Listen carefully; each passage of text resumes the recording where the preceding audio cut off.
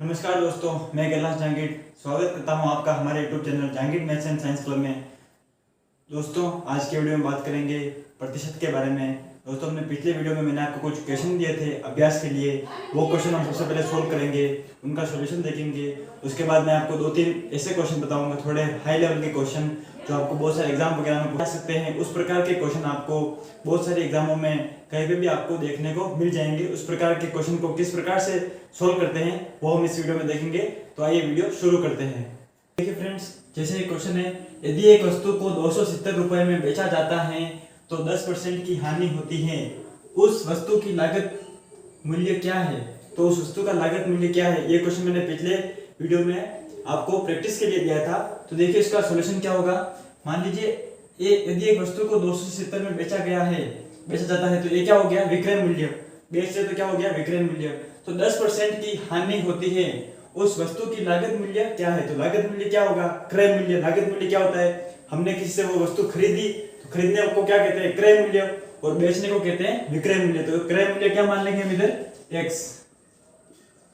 क्रय मूल्य बराबर x माना क्रय मूल्य बराबर x। वस्तु की लागत मूल्य क्या है? यही क्रय मूल्य है। अब देखिए क्रय मूल्य हमने x मान लिया। तब देखिए इसे कैसे सोल्व करना है। x का 90% बराबर 270 प्रकार से आपको ये सोल्व करना है। अब देखिए इसे आगे से सोल्व करना है। तो देखिए फ्रेंड्स, सबसे इसको अब सोल्व कैसे करना है आपको इस x की वैल्यू आपको निकालनी है। तो इस वस्तु का लागत मूल्य आपको प्राप्त हो जाएगा। तो सबसे पहले आपको इक्वेशन जो है, इस इक्वेशन के रूप में इस क्वेश्चन को कैसे लाना है। सबसे पहले देखिए, यदि एक वस्तु को 270 रुपए में बेचा जाता है तो 10% की हानि होती है। उस वस्तु की लागत मूल्य क्या है? तो उस वस्तु की लागत मूल्य को हमने x मान लिया। उसके बाद 90% का अर्थ है 90/100। तो ये क्या हो गया? 90%। क्योंकि 10% की हानि हुई है इसलिए हमने 10% को इसके अंदर ऐड नहीं किया है। 10% हमने ऑलरेडी काट दिया है। उसके बाद हमने विक्रय मूल्य जो यहाँ पर दिया गया है वो रख दिया है, जिससे हमें क्रय मूल्य प्राप्त हो जाए। तो देखिए क्रय मूल्य क्या होगा।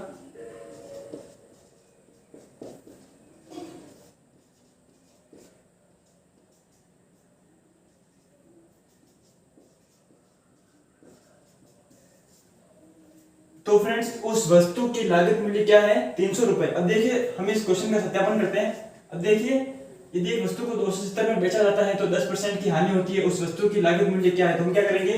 300 का 10% निकालते हैं।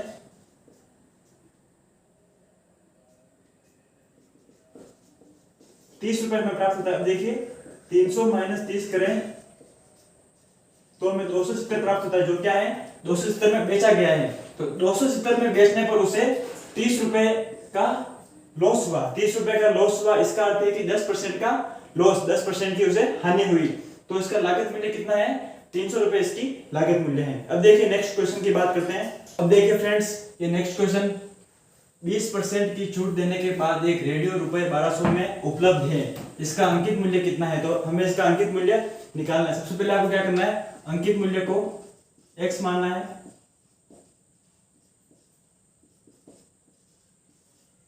अंकित मूल्य को आपको सबसे पहले x मानना है। उसके बाद इसको आप कैसे सोल्व करेंगे? देखिए x का 80% कितना है? 1200। मतलब जो अंकित मूल्य है उसका 80% कितना है? 1200। क्योंकि 20% की छूट दे दी है तो 20% को इसके अंदर हमने इन्वॉल्व नहीं करना है। तो 80% की x का 80% कितना है? 1200 है। तो देखिए अब कैसे सोल्व करना है इसको।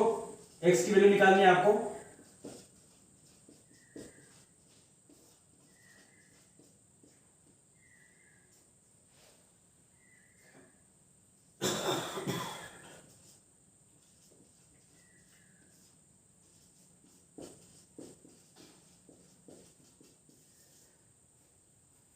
तो अंकित मूल्य कितना है? अंकित मूल्य 1500 है। तो देखिए अब क्वेश्चन का सत्यापन करते हैं। मान लीजिए अब देखिए 20% की छूट देने के बाद एक रेडियो 1200 रुपए में उपलब्ध है। इसका अंकित मूल्य कितना है? तो हम 1500 का 20% हम निकालते हैं। तो देखिए कैसे निकालते हैं। तो क्या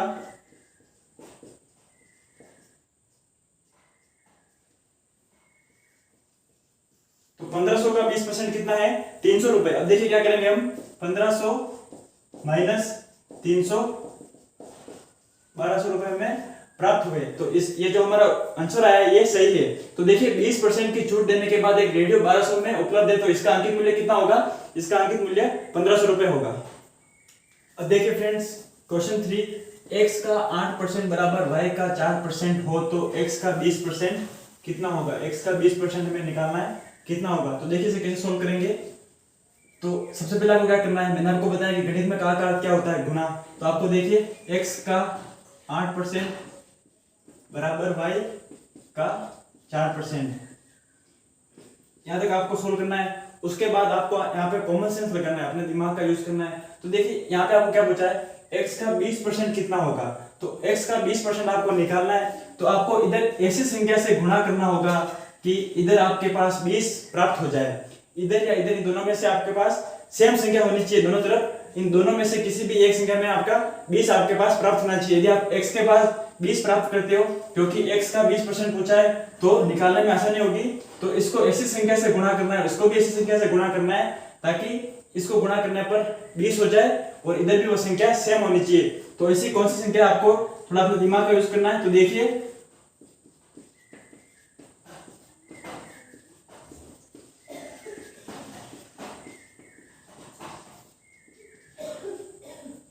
2.5 एक ऐसी संख्या है जो दोनों तरफ तो सेम है, क्योंकि दोनों तरफ आप एक समीकरण है, समीकरण को संतुलित रखने के लिए आपको दोनों तरफ सेम संख्या से गुणा करना होगा।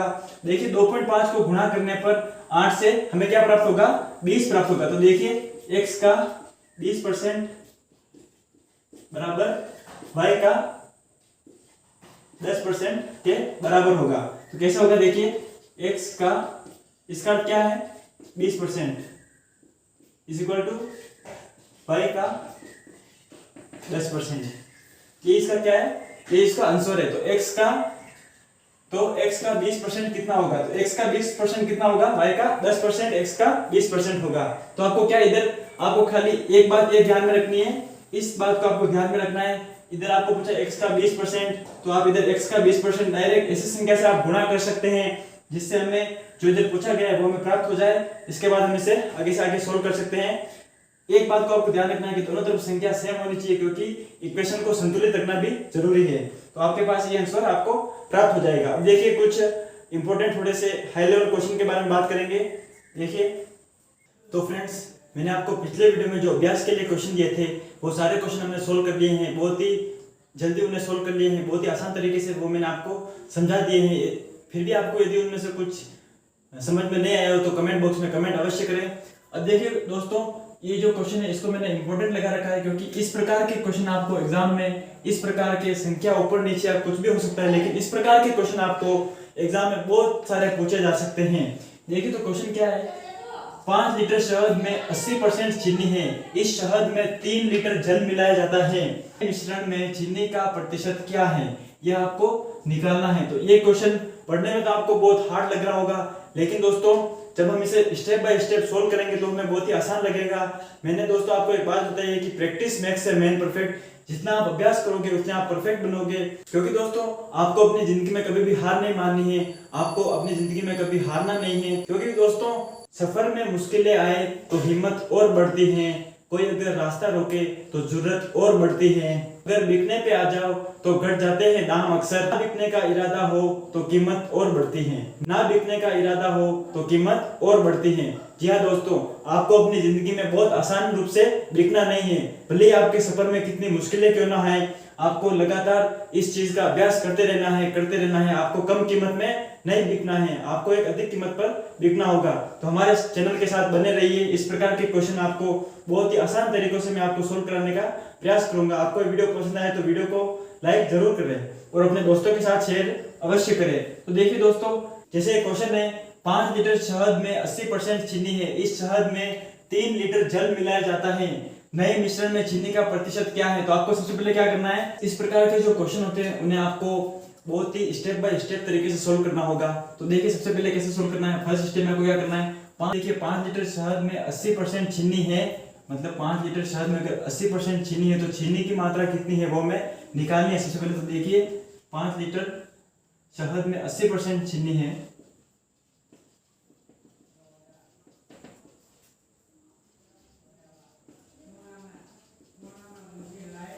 चीनी की मात्रा हम निकालेंगे। देखिए 5 का 80%,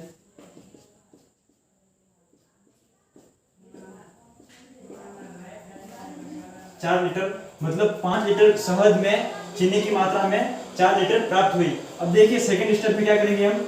अगर देखिए 5 लीटर शहद में अगर 4 लीटर चीनी है तो बाकी का 1 लीटर क्या होगा, बाकी का 1 लीटर पानी होगा। तो वो हमें निकालेंगे। तो देखिए कैसे निकालेंगे।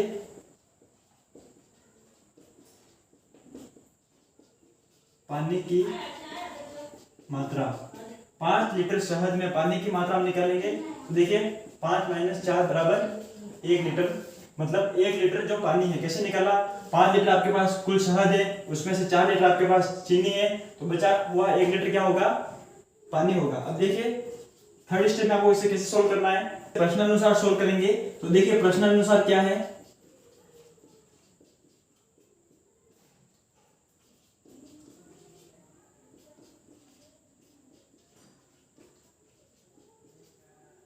देखिए दोस्तों मैंने इक्वेशन लिखी है।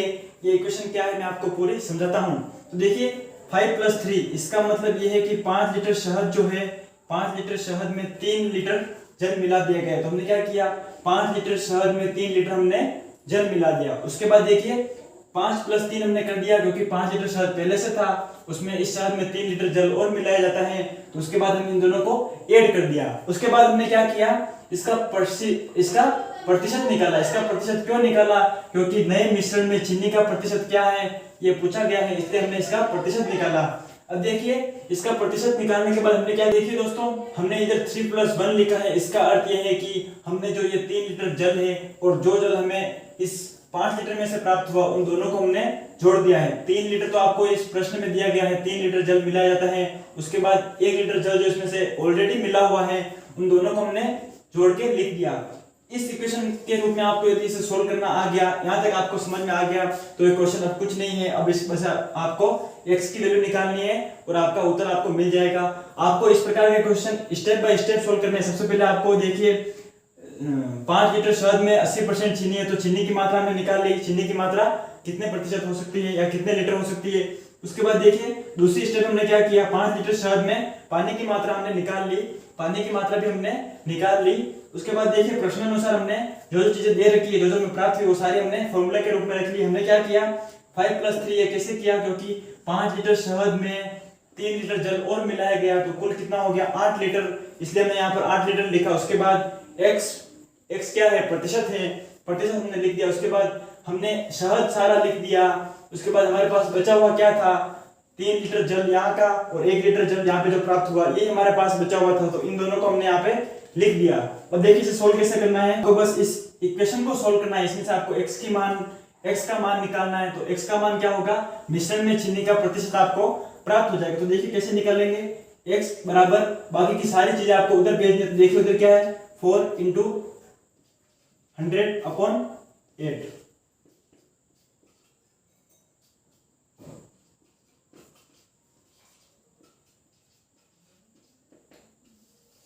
तो x का मान हमें कितना प्राप्त हुआ, 50%। तो इसका अर्थ है कि नए मिश्रण में चीनी का प्रतिशत कितना है, चीनी का प्रतिशत 50% हमें प्राप्त हुआ। तो सबसे पहले आपको ये जो इक्वेशन है ये आपको निकालनी है। देखिए 3 + 1 कहां से आया, इस शहद में 3 लीटर जल मिलाया गया है, तो हमने 3 लीटर जल को मिला दिया गया है। उसके बाद 1 लीटर जो ये जल है ये हमने निकाला है। इसको निकालना भी आवश्यक है, क्योंकि दोस्तों इस जल को हमने कैसे निकाला, सबसे पहले हमने चीनी की मात्रा निकाल ली, तो बचा हुआ जो क्या होगा वो पानी हो सकता है। तो हमने वो बचा हुआ का क्या है, वो पानी है। उसके बाद हमने इन दोनों को जोड़ दिया। उसके बाद x का मान निकाल लिया बहुत ही आसान तरीके से। x का मान हमें कितना प्राप्त हुआ, 50%। तो x का अर्थ क्या है, नए मिश्रण में चीनी का प्रतिशत कितना है, 50% प्राप्त हुआ। अब देखिए फ्रेंड्स, इस प्रकार के क्वेश्चन भी आपके लिए बहुत इंपॉर्टेंट है, क्योंकि इस प्रकार के क्वेश्चन आपको बहुत सारे एग्जाम में पूछे जा सकते हैं, घुमा फिरा के पूछ सकते हैं। तो देखिए क्वेश्चन क्या है, बहुत ही इंपॉर्टेंट क्वेश्चन है। एक कमीज की सूचीबद्ध कीमत 270 रुपए है। एक कमीज जो है उसकी सूचीबद्ध कीमत, सूची में उसकी कीमत कितनी है, 270 रुपए है, और वह 230.60 में मिल रहा है। तो छूट की दर क्या है, तो हमें छूट की दर निकालनी है। तो कैसे निकालेंगे छूट की दर, आपको क्या करना है, सबसे पहले इस वीडियो को एंड तक देखना है। सबसे पहले तो आपको ये करना है, इस वीडियो को बिल्कुल भी स्किप मत कीजिएगा। इस वीडियो को पूरा देखना है, तभी आपको इस चीज़ समझ में आने वाली है। बहुत ही आसान तरीके से मैं आपको प्रतिशत के जो क्वेश्चन होते हैं उन्हें कैसे सोल्व करते हैं इस वीडियो में मैं आपको बता रहा हूँ। आपको सबसे पहले देखिए चोट की दर कितनी है, तो हम क्या करेंगे, चोट की दर को x मान लेंगे। माना चोट की दर बराबर x है, तब देखिए कैसे सोल्व करेंगे।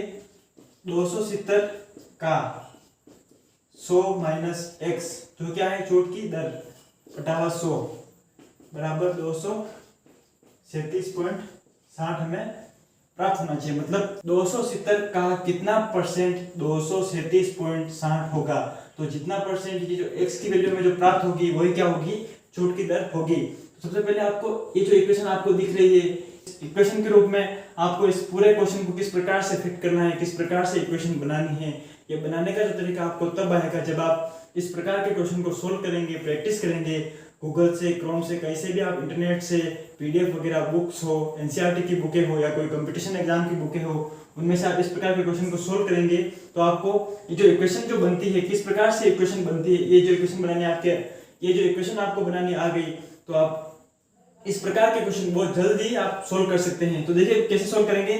270 का 100 माइनस x बटावा 100, ये 100 क्या है, जो प्रतिशत होता है इसका मतलब होता है 1 बटावा 100, यही क्या है 100 है। तो इसका मान इतना आना चाहिए, मतलब इस 270 का 100 माइनस x अपॉन 100 बराबर 237.60 है। तो देखिए कैसे सोल्व करेंगे हम। तो देखिए सबसे पहले क्या करेंगे, 270 into 100 minus x is equal to, ये जो 100 है इसको मैंने इस तरफ भेजा है, तो देखिए इस तरफ भेजने पर क्या होगा, दो संख्याओं के बाद पॉइंट लगाएंगे, पॉइंट हट जाएगा तो क्या प्राप्त होगा, ये संख्या में प्राप्त होगी। अब देखिए आगे कैसे सोल्व करेंगे इसे। ये जो 270 है मैं इसके भाग में भेजता हूं तो क्या होगा, 100 minus x is equal to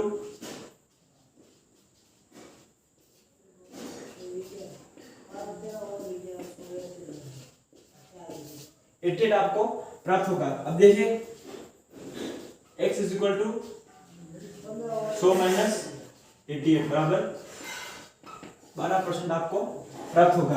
अब देखिए x का मान हमें कितना प्राप्त हुआ, 12%। तो एक कमीज की सूचीबद्ध कीमत 270 रुपए है और वह 237.60 में मिल रहा है, तो छूट की दर कितनी होगी, 12% होगी। अब देखिए आप इसका क्वेश्चन का सत्यापन कर सकते हैं। कैसे करेंगे आप, 270 का 12% कितना होगा, इसे आप जब आप सोल्व करेंगे तो 270 का 12% आपको जो प्राप्त होगा, कोई भी संख्या आपको प्राप्त हो सकती है, तो इस पर जो आपको संख्या प्राप्त होगी उसको यदि आप 270 में से घटा देंगे तो आपको यदि ये संख्या मिल गई तो हमारा जो उत्तर 12% है वो सही है। तो इस प्रकार आप क्वेश्चन का सत्यापन कर सकते हैं, या आपको करना है क्योंकि दोस्तों आपको खुद को अभ्यास करना होगा। तो इस प्रकार का क्वेश्चन आप किस प्रकार से सोल्व कर सकते हैं। सबसे इंपॉर्टेंट बात आपको क्या है, ये जो इक्वेशन या इक्वेशन बनाने आपको आनी चाहिए, किस प्रकार से बनती है, तो ये आपको अभ्यास करने से ही आएगी। तो फ्रेंड्स, इस वीडियो में हमने प्रतिशत से संबंधित कुछ महत्वपूर्ण प्रश्नों को देखा, बहुत सारे इंपॉर्टेंट क्वेश्चन को देखा। मैंने आपको इतने ज्यादा क्वेश्चन तो नहीं बताए, लेकिन जो जितने क्वेश्चन बताए उस प्रकार के क्वेश्चन भी आप सोल्व करना सीख गए। मैंने आपको जो सोल्व करने की जो टेक्निक बताई वो टेक्निक आप बहुत सारे क्वेश्चन को सोल्व करने में लगा सकते हैं। बहुत सारे क्वेश्चनों का अभ्यास कीजिए। और दोस्तों, यदि आपको हमारा ये वीडियो पसंद आया तो वीडियो को लाइक कीजिए, अपने दोस्तों के साथ शेयर कीजिए, और यदि आप हमारे चैनल पर नए हैं तो हमारे चैनल को सब्सक्राइब कीजिए। धन्यवाद।